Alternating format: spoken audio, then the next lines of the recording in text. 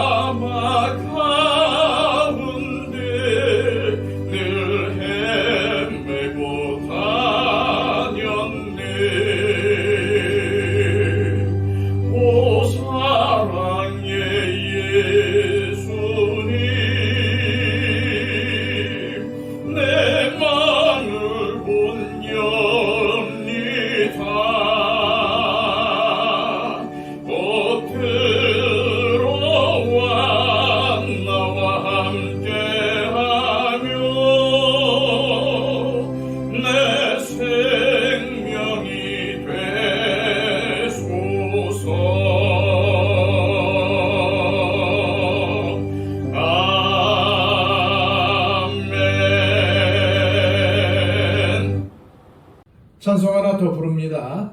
찬송가 151장입니다.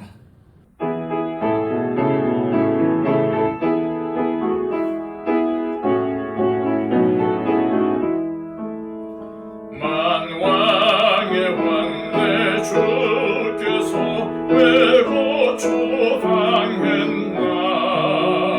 이 벌레 같은 날 위해 그 보혈 흘렸네. 십자가 내가 처음 볼 때에 나의 맘에 큰 고통 사라져. 오늘 믿고서 내는 밝았네. 참내 기쁨 영원하도다. 주 십자가 못 박힘은 속죄함만인가. 그 긍휼함과 큰 은혜 말할 수 없도다. 십자가 내가 처음 볼 때에 나의 맘에 큰 고통 사라져. 오늘 믿고서 내는 밝았네. 참내 기쁨 영원하도다. 늘 울어도 그 큰 은혜 다 갚을 수 없네. 나 주님께 몸 바쳐서 주의 일 힘쓰리. 십자가 내가 처음 볼 때에 나의 맘에 큰 고통 사라져. 오늘 믿고서 내는 밝았네. 참내 기쁨 영원하도다. 이 시간 우리에게 주시는 하나님의 복된 말씀은 신약성경 요한복음 18장 39절에서 19장 16절까지입니다. 신약성경 181쪽입니다. 6월절이면 내가 너희에게 한 사람을 놓아주는 전례가 있으니 그러면 너희는 내가 유대인의 왕을 너희에게 놓아주기를 원하느냐 하니 그들이 또 소리질러 이르되 이 사람이 아니라 바라바라 하니 바라바는 강도였더라. 이에 빌라도가 예수를 데려다가 채찍질하더라. 군인들이 가시나무로 관을 엮어 그의 머리에 씌우고 자색 옷을 입히고 앞에 가서 이르되 유대인의 왕이여 평안할지어다 하며 손으로 때리더라. 빌라도가 다시 밖에 나가 말하되 보라 이 사람을 데리고 너희에게 나오나니 이는 내가 그에게서 아무 죄도 찾지 못한 것을 너희로 알게 하려 함이로라 하더라.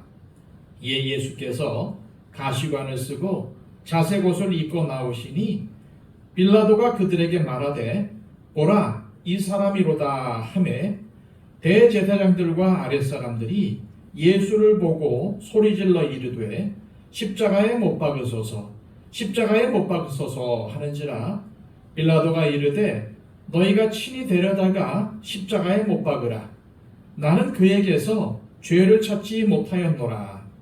유대인들이 대답하되 우리에게 법이 있으니 그 법대로 하면 그가 당연히 죽을 것은 그가 자기를 하나님의 아들이라 함이니이다. 빌라도가 이 말을 듣고 더욱 두려워하여 다시 관정에 들어가서 예수께 말하되 너는 어디로부터냐 하되 예수께서 대답하여 주시 아니하시는지라. 빌라도가 이르되 내게 말하지 아니하느냐. 내가 너를 놓을 권한도 있고 십자가에 못 박을 권한도 있는 줄 알지 못하느냐. 예수께서 대답하시되 위에서 주지 아니하셨더라면 나를 해할 권한이 없었으리니 그러므로 나를 네게 넘겨준 자의 죄는 더 크다 하시니라. 이러함으로 빌라도가 예수를 놓으려고 힘썼으나 유대인들이 소리질러 이르되 이 사람을 놓으면 가이사의 충신이 아니니이다. 무릇 자기를 왕이라 하는 자는 가이사를 반역하는 것이니이다. 빌라도가 이 말을 듣고 예수를 끌고 나가서 돌을 깐뜰 히브리 말로 가바다에 있는 재판석에 앉아 있더라. 이날은 유월절의 준비일이요 때는 제6시라. 빌라도가 유대인들에게 이르되 보라 너희 왕이로라. 그들이 소리 지르되 없이 하소서 없이 하소서 그를 십자가에 못 박게 하소서. 빌라도가 이르되 내가 너희 왕을 십자가에 못 박으랴. 대제사장들이 대답하되 가이사 외에는 우리에게 왕이 없나이다 하니 이에 예수를 십자가에 못 박도록 그들에게 넘겨주니라. 아멘. 비록 예수님을 십자가에 못 박도록 내어준 빌라도는 하나님과 교회 앞에 우리의 신앙을 고백하는 사도신경에 그 이름이 기록될 정도로 정죄를 받았지만 이 빌라도가 예수님을 신문하면서 얼마나 예수님을 풀어주려고 애썼는지를 복음서의 기록을 통해서 보게 됩니다. 적어도 그는 3번의 시도를 했습니다. 첫 번째는 예수님께서 갈릴리 출신이라는 사실을 알고는 마침 6월절에 예루살렘에 내려와 있던 갈릴리 지방의 분봉왕 헤롯에게 예수님을 보내어 재판을 받게 합니다. 빌라도는 예수님을 처음 신문하고 나서 예수님을 헤롯에게 보낸 것입니다. 누가복음이 바로 이러한 사실을 기록하고 있습니다. 그리고 두 번째로 빌라도는 6월절 특별 사명권을 행사하여 예수님을 놓아주려고 했습니다. 18장 39절 40절입니다. 6월절이면 내가 너희에게 한 사람을 놓아주는 전례가 있으니 그러면 너희는 내가 유대인의 왕을 너희에게 놓아주기를 원하느냐 하니 그들이 또 소리질러 이르되 이 사람이 아니라 바라바라 하니 바라바는 강도였더라. 이것도 실패하게 되자 세 번째로 주님을 심히 채찍질하고 모욕하여 유대인들의 동정심에 호소해서 풀어주려고 했습니다. 19장 1절에서 3절입니다.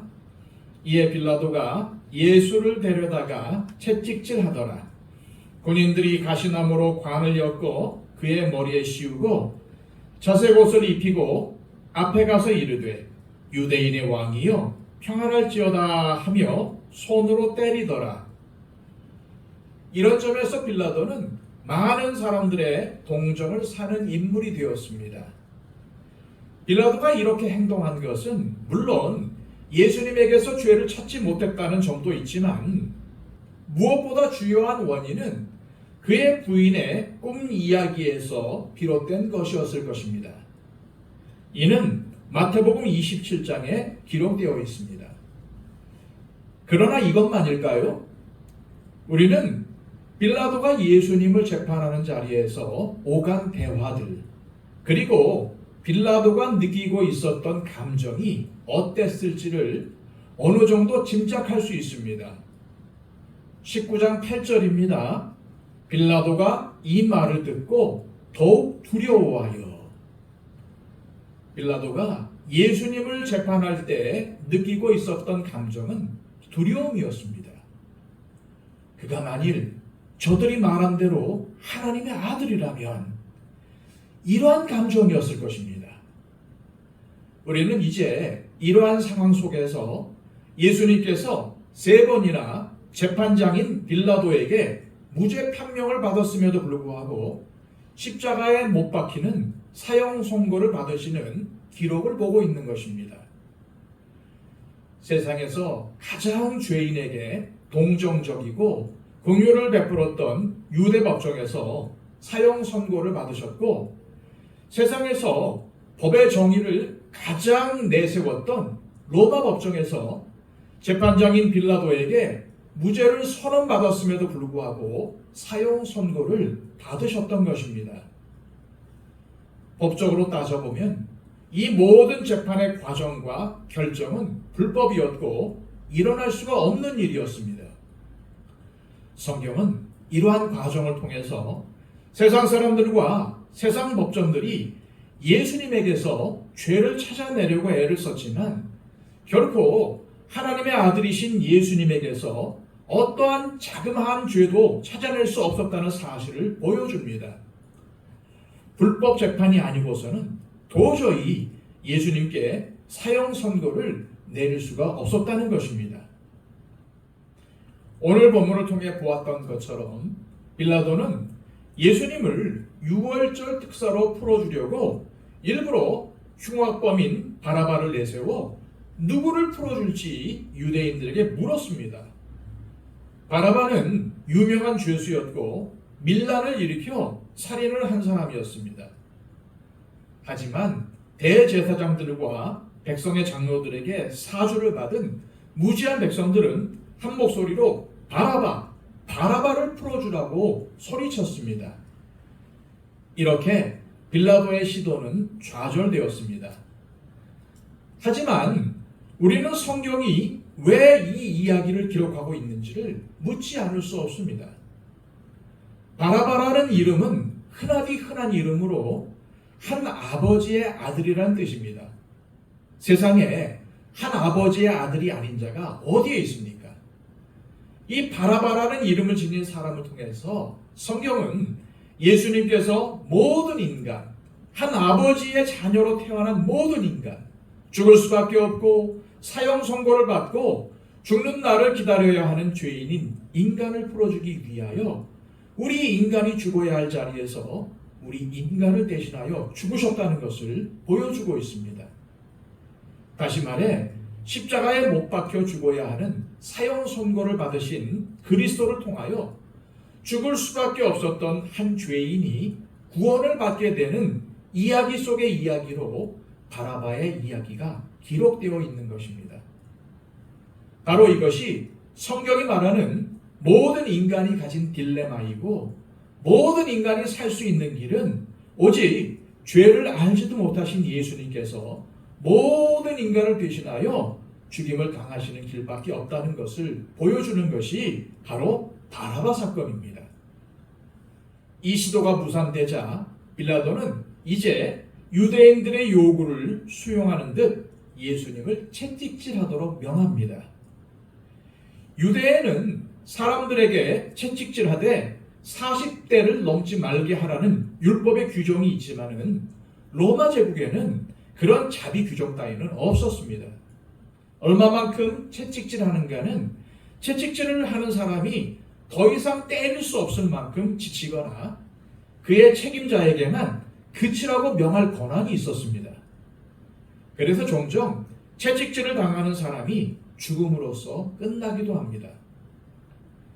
당시 로마 제국에는 세 종류의 채찍 형벌이 존재했는데 빌라도가 예수님께 가하라고 한 채찍질은 그 가운데서 가장 심한 것으로 사형 선고를 받은 사람에게 주는 형벌이었습니다. 이는 사람을 반쯤 죽여서 십자가에서 빨리 죽도록 하려는 의도였고 그래서 뼈가 드러나거나 내장이 밖으로 나오기도 할 만큼 잔인하게 행해졌습니다. 이렇듯 로마의 채찍은 채찍에 뼈 조각이나 날카롭게 만들어진 쇠 조각들을 매달아서 살이 찢어지도록 고안된 무서운 형벌 도구였습니다. 이 채찍 형벌이 얼마나 가혹하고 인간의 기본적인 존엄을 파괴하는 것이었는지 로마 시민에게는 이러한 채찍 형벌을 줄 수 없도록 되어 있었습니다. 그러나 이렇게 예수님이 십자가에 달려 죽으시기 전에 채찍질을 당하셨다는 것은 이사야 선지자로 하신 말씀을 이루려 하심이라는 것을 우리는 알고 있습니다. 이사야 53장 5절입니다. 그가 찔림은 우리의 허물을 인함이요 그가 상함은 우리의 죄악을 인함이라. 그가 징계를 받음으로 우리가 평화를 누리고 그가 채찍에 맞음으로 우리가 나음을 입었도다. 주님은 우리로 나음을 받게 하시기 위해서 죄인으로서 우리가 당할 채찍질을 당하신 것입니다. 하지만 예수님의 고난은 채찍질 당하는 것만으로 끝나지 않았습니다. 잔혹한 로마 군인들은 예수님을 채찍질하는 것도 모자라 가시로 면류관을 만들어 예수님의 머리에 찍어 눌러 씌웠습니다. 많은 학자들이 이때 예수님의 머리에 씌워진 가시는 마치 대못과 같이 긴 가시들이었다고 합니다. 이것이 예수님의 머리에 씌워질 때 그 가시들이 예수님의 머리를 깊이 찔렀을 것입니다. 그리고 로마 군인들은 살이 다 찢어질 대로 찢어져서 피투성이가 된 예수님의 몸에 왕을 상징하는 자색 옷을 입혔습니다. 마태복음은 그들이 갈대를 예수님의 오른손에 쥐어준 후 그 앞에 무릎 꿇고 희롱하고 다시 그것을 빼앗아 예수님의 머리를 때리며 얼굴에 침을 뱉었다고 말을 하고 있습니다. 어떠한 인간도 이런 정도의 대접을 받을 수 없을 만큼 주님은 갖은 모욕과 조롱을 당하셨던 것입니다. 왜요? 바로 저와 여러분들을 위해서입니다. 우리는 예수님의 모습이 어느 정도까지 망가지고 찢어졌을지 가히 상상할 수 없습니다. 그리고 천지를 지으신 창조주이시고 전능하신 하나님이신 예수님께서 천하디 천한 인간들에 의해서 재판을 받으시고 조롱과 멸시를 받으시는 이 모습을 어떻게 받아들여야 할까요? 이 일을 행한 후에 빌라도는 다시 피에 굶주려 있는 유대인들 앞에 나타났습니다. 그리고 채찍에 맞아 상하고 가시로 머리가 깨진 예수님이 그 뒤를 따라 나타나셨습니다. 빌라도는 다시 한번 분명하게 내가 그에게서 아무 죄도 찾지 못한 것을 너희로 알게 하려 함이로라 라고 말했습니다. 지난 시간에 보았던 38절에 이어서 두 번째로 무죄 선고를 한 것입니다. 그리고 이어서 아주 유명한 말을 했습니다. 라틴어로 많이 알려진 말입니다. 에케 호모. 예수님을 가리키며 에케 호모, 즉 이 사람을 보라 라고 말한 것입니다. 하나님의 아들이신 예수님은 사람이 되셨습니다. 우리의 구주가 되시기 위해서, 우리의 죄를 담당하시고 우리의 구원을 이루시기 위해서 주님은 사람이 되신 것입니다. 빌라도는 사람이 되신 예수님을 가리키면서 이 사람을 보라 라고 외쳤습니다. 사실상 빌라도는 이러한 의도로 말한 것입니다. 너희 앞에 서 있는 이 비참하게 찢어지고 상한 예수라는 사람을 봐라. 그런데도 이 사람이 로마의 위협이 된다고 말할 작정이냐? 이 사람이 너희에게 위협이라도 되는 무서운 인물이라고 말할 작정이냐? 이 사람을 봐라. 이제 충분하지 않은가? 유대인들이여, 이제 그만하자. 하지만 피에 굶주린 유대인들은 멈추지 않고 소리를 질렀습니다. 6절입니다. 대제사장들과 아랫사람들이 예수를 보고 소리질러 이르되 십자가에 못 박으소서, 십자가에 못 박으소서 하는지라. 빌라도가 이르되 너희가 친히 데려다가 십자가에 못 박으라. 나는 그에게서 죄를 찾지 못하였노라.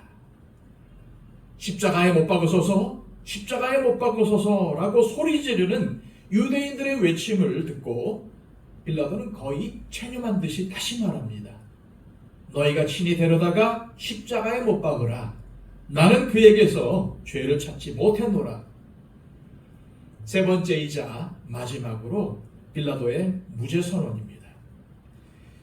마치 유월절에 잡을 양이 흠이 있는지 없는지를 사흘 동안 살펴보는 유대인들의 관습처럼 예수님은 빌라도에 의해서 3번이나 흠이 없으심을 드러내신 것입니다. 예수님은 유월절 어린 양으로 죄인의 구주로 죽으시기에 너무나도 합당하신 흠이 없는 제물이심을 드러내신 것입니다. 대제사장들을 필두로 예수님을 잡아 빌라도에게 끌고 온 유대인들은 이러한 빌라도의 선언에 더 이상 참지 못하고 예수님을 고소하여 죽이려고 하는 진짜 이유를 밝힙니다. 7절입니다. 유대인들이 대답하되 우리에게 법이 있으니 그 법대로 하면 그가 당연히 죽을 것은 그가 자기를 하나님의 아들이라 함이니이다.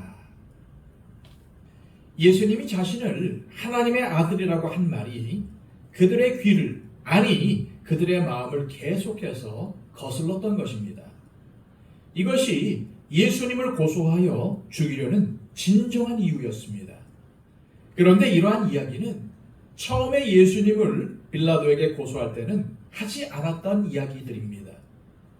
사실상 사도 요한은 유대인들의 이 말을 통해서 예수님이 진실로 하나님의 아들 되심을 드러내고 있는 것입니다.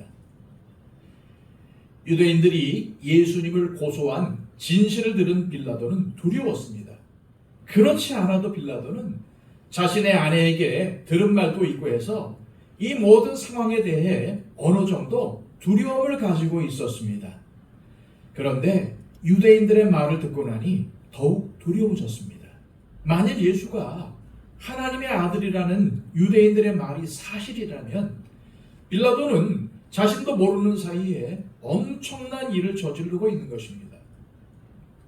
그는 하나님의 아들을 채찍질하도록 명했고 학대하고 조롱하도록 허용한 것입니다. 그래서 빌라도는 다시 예수님을 불러 관정 안으로 들어갔습니다. 시간을 벌고 싶었는지 모르겠습니다. 그는 예수님에게 묻습니다. 9절입니다. 다시 관정에 들어가서 예수께 말하되 너는 어디로부터냐 하되 예수께서 대답하여 주지 아니하시는지라.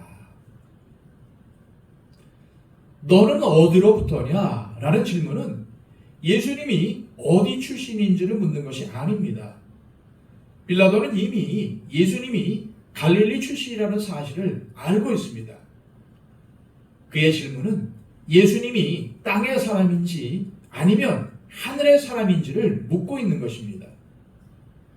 사실상 예수님은 이미 그것을 밝히셨습니다. 첫 번째 신문에서 주님은 내가 이를 위하여 났으며 이를 위하여 세상에 왔나니 그 진리에 대하여 증거하려 함이로라 라고 말씀하셨습니다. 예수님께서 말씀하신 이를 위하여 세상에 왔다라는 말은 세상 밖에서 오셨다는 말입니다. 이 말을 기억하는 빌라도는 두려웠고 그래서 다시 물은 것입니다. 하지만 예수님은 이번에는 침묵하셨습니다.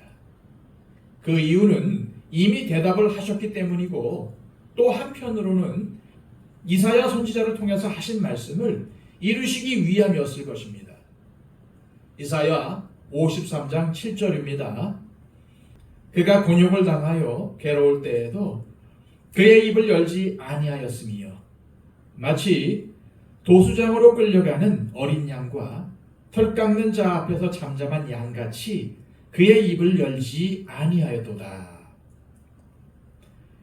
예수님이 빌라도의 질문에 침묵하신 것은 빌라도가 이미 진리를 들었고 거절했다는 점에서 심판의 성격을 지닌 침묵입니다. 만일 저와 여러분이 하나님께서 주시는 기회를 가볍게 여겨서 지나쳐 버리게 된다면 우리는 점점 그 기회를 잃어버리게 될 것입니다. 바로 이것이 심판의 성격을 가진 침묵의 의미입니다. 만일 여러분에게 하나님의 말씀이 점점 들리지 않는다면 눈물을 흘리며 회개해야 합니다. 이것을 가벼운 일로 여기지 마십시오. 진리를 거부하는 자에게는 진리의 말씀을 들었음에도 순종하지 않는 자에게는 주님께서 말씀을 더 이상 주시지 않고 침묵하시는 것입니다. 바로 이것이 있는 자에게 더하시고 없는 자에게서 빼앗으신다는 말씀의 의미입니다. 따라서 하나님의 말씀을 받는 자, 순종하는 자는 더욱 누리게 되는 것입니다. 예수님이 자신의 말에 침묵하시자 빌라도는 예수님을 협박합니다. 10절입니다. 빌라도가 이르되 내게 말하지 아니하느냐? 내가 너를 놓을 권한도 있고 십자가에 못 박을 권한도 있는 줄 알지 못하느냐? 이에 대해서 예수님은 분명하게 말씀하심으로써 빌라도의 착각을 교정해 주십니다. 11절입니다. 예수께서 대답하시되 위에서 주지 아니하셨더라면 나를 해할 권한이 없었으리니 그러므로 나를 네게 넘겨준 자의 죄는 더 크다 하시니라. 무슨 말씀입니까? 예수님은 이 모든 일을 정하고 그 뜻대로 행하는 것은 바로 하나님이시며 재판장인 빌라도가 아니라 주님 자신이 이 모든 일을 이끄신다는 사실을 분명하게 말씀하신 것입니다. 사실 얼마나 많은 사람들이 빌라도와 같은 착각을 하면서 사는지 모릅니다. 만약 우리가 예수님이 하나님의 아들이며 그리스도라는 사실을 믿고 안 믿고를 결정하는 것은 나 자신이라고 생각한다면 그것은 빌라도와 같은 착각을 하고 있는 것입니다. 이러한 믿음은 하나님께서 주셔야 합니다. 우리는 은혜가 필요한 존재이지 하나님을 판단하는 존재가 아니라는 것입니다. 우리가 예수님을 믿어준다고 착각해서는 안 됩니다. 위에서 주시지 않으면 우리는 지금 이렇게 예수님을 믿을 수 없었을 것이고 예수님을 믿지 않는다면 그것처럼 우리의 미래에 무서운 일은 없는 것입니다. 또한 예수님은 빌라도에게 자신을 넘겨준 자들의 죄가 더 크다고 말씀하셨습니다. 죄에는 차이가 있다는 말입니다. 빌라도에게 예수님을 넘겨준 자들이 누구입니까? 대제사장들인 안나스와 가야바, 사내들인 공회는 물론이고 가룟 유다, 유대인 모두가 될 수 있을 것입니다. 이들의 죄는 빌라도보다도 더 크다는 것입니다. 하지만 빌라도가 무죄한 것은 결코 아닙니다. 예수님을 3년간 따라다녔던 가룟 유다, 예수님을 거부하고 죽이려 했던 대제사장들이나 유대인들에 비해 빌라도는 처음부터 끝까지 예수님을 놓아주려고 애를 썼습니다. 그러나 문제는 무엇입니까? 빌라도는 예수님에 대하여 두려움도 가졌습니다. 하지만 그럼에도 불구하고 빌라도의 영혼이 하나님의 은혜를 입지 못한 분명한 이유가 있습니다. 그것이 무엇일까요? 빌라도에게는 예수님에 대한 두려움보다 더 큰 두려움이 있었기 때문입니다. 그는 구원을 잃어버리는 것보다, 하나님 나라를 잃어버리는 것보다 자기의 권력과 지위와 소유를 잃어버리는 것이 더 두려웠습니다. 이것을 알고 있는 유대인들은 급기야 빌라도를 협박합니다. 12절입니다. 이러함으로 빌라도가 예수를 놓으려고 힘썼으나 유대인들이 소리질러 이르되 이 사람을 놓으면 가이사의 출신이 아니니이다. 무릇 자기를 왕이라 하는 자는 가이사를 반역하는 것이니이다. 교활하고 영악한 유대인들은 정치인 빌라도의 약점이 무엇인지를 잘 알고 있었고 그것을 건드린 것입니다. 과거에도 유대인들이 로마에 직접 전가를 보내서 통치자를 갈아치운 전력이 있다는 것을 알고 있는 빌라도에게 이것은 두려운 일이었습니다. 이것은 예수님에 대한 두려움을 순간 잊어버리게 할 만큼 엄청난 두려움이었습니다. 그래서 빌라도는 이 말을 듣자마자 곧 마음에 결정하고 재판석에 앉은 것입니다. 그렇다면 저와 여러분들이 두려워하는 것은 무엇입니까? 하나님을, 예수님을 두려워하는 것보다 내가 지금 누리고 있는 것들을 잃어버리는 것에 대한 두려움이 더 크다면 우리는 우리의 삶에 대해 그리고 구원에 대해 다시 한번 돌아봐야 할 것입니다. 빌라도가 다시 재판석에 앉을 때의 시각을 요한복음은 6월절 예비일 제6시였다고 기록하고 있습니다.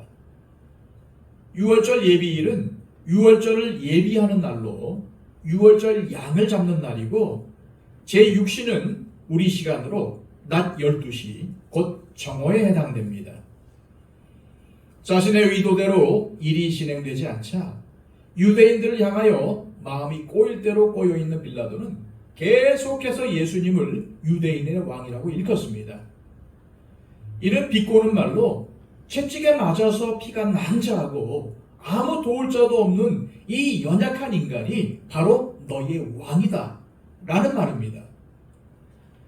빌라도가 유대인들에게 재판석에서 이렇게 말하자 흥분한 유대인들은 소리질러 말합니다. 없이 하소서, 없이 하소서, 그를 십자가에 못 박게 하소서. 이에 빌라도는 그들을 더욱 자극합니다. 내가 너희 왕을 십자가에 못 박으랴? 이번에는 그들의 대표격인 대제사장들이 대답합니다. 가이사 외에는 우리에게 왕이 없나이다. 하나님과 백성들 사이에 중재자인 대제사장이란 자들의 입에서 나온 이 말이 얼마나 엄청난 말입니까? 신정국가로 세워졌고 하나님 외에는 왕이 없는 유대 민족의 대제사장들의 입에서 나온 이 말은 하나님이 그들의 왕이심을 전적으로 거부하는 선언인 것입니다. 그들의 진정한 왕이 오셨지만 그들은 그 왕을 거부하기 위해서 로마 황제인 가이사 외에는 자신들에게 왕이 없다고 선언한 것입니다. 결국 자기 스스로가 결정권을 가지고 있다고 말했던 빌라도는 자기 스스로가 결정을 내립니다. 자신이 죄 없다고 3번이나 밝힌 예수님을 십자가에 죽이도록 내어준 것입니다. 우리는 이 말씀을 읽으면서 우리에게 스스로 질문해야 합니다. 과연 나의 왕은 누구이신가? 유대인들은 가이사 외에는 우리에게 왕이 없다고 말함으로써 왕이신 하나님을 거부했고 왕으로 오신 예수님을 거부했습니다. 또한 이방인을 대표하는 인물인 빌라도는 이 사람을 놓으면 가이사의 충신이 아니니이다 하는 말 앞에서 자신의 왕은 가이사라는 사실을 인정했습니다. 그러나 예수님은 자신에 대해서 이렇게 증언하셨습니다. 네 말과 같이 내가 왕이니라. 이것은 예수님 자신의 증언입니다. 여러분의 왕은 누구십니까? 유대인들은 하나님을 믿는다고 말해왔고 그 순간도 자신들이 하나님을 믿는다는 사실을 의심치 않았을 것입니다. 그러나 그들은 자신들의 진정한 왕이 하나님이 아니라는 사실을 가이사 외에는 우리에게 왕이 없다는 말로써 고백하고 말았습니다. 오늘날 교회에는 이런 사람들이 적지 않습니다. 여러분들은 어떻습니까? 빌라도는 하나님을 아는 사람은 아니었지만 기회를 얻은 사람이었습니다. 그러나 정작 두려워할 대상인 그의 왕은 예수 그리스도가 아니라 가이사였음을 재판과 선고 과정을 통해서 드러냈습니다. 우리는 믿음에 관한 한 중립지대는 없다는 이 중요한 사실을 명심해야 합니다. 우리도 빌라도와 마찬가지로 예수님이 죄가 없으신 분이시라는 무죄 선언을 할 수 있습니다. 어느 정도 예수님에 대해서 동정적일 수도, 또 그분에 대한 두려움을 어느 정도 가질 수도 있습니다. 그러나 우리가 예수님을 나 자신의 구주로 믿고 섬기지 않는다면 우리의 그런 감정과 선언은 구원과 영생에 아무런 도움도 될 수 없습니다. 우리는 얼마든지 교회에 와서 예배를 드리면서 예수님에 대해서 빌라도와 같이 무죄 선언을 할 수 있고 때로는 예수님에 대해서 변호도 할 수 있지만 예수님을 나 개인의 구주와 왕으로 믿고 섬기지 않는다면 결국 우리도 빌라도와 같은 자리에 서는 것이라고 성경은 분명히 말씀하고 있습니다. 2000여 년 전 우리의 죄를 대속하기 위해 우리를 구원하시기 위해 아무 죄도 없으셨으나 로마의 법정에서 사형 선고를 받으신 예수님을 생각만이 아니라 진심으로 우리의 주님과 왕으로 믿고 섬겨야 합니다. 이것만이 우리가 영원히 사는 길이요 하나님 나라를 보장받는 길입니다. 이것을 위하여 죄가 없으신 예수 그리스도께서 사람의 몸을 입고 모진 고통과 모욕과 죽음을 당하신 것입니다. 기도하겠습니다. 하나님, 주님은 빌라도와 대제사장들과 유대인들을 우리에게 보여주시면서 너의 왕은 누구냐? 라고 묻고 계십니다. 빌라도와 대제사장들 또한 유대인들은 가이사가 자신의 왕이라고 고백했습니다. 그러나 우리에게 있어서 왕은 예수님뿐인 줄 믿습니다. 바로 이러한 사실을 우리의 삶을 통해서 드러내게 하여 주시옵소서. 우리의 믿음을 이 세상에 밝히면서 당당히 살아가게 하여 주시옵소서. 또한 우리의 삶에도 하나님 외에는 왕이 없음을 기억하면서 세상에 유익하고 귀하고 중요한 것들보다 우리 예수님을 선택할 수 있는 우리의 믿음이 되게 하여 주시옵소서. 예수 그리스도의 이름으로 기도하옵나이다. 아멘.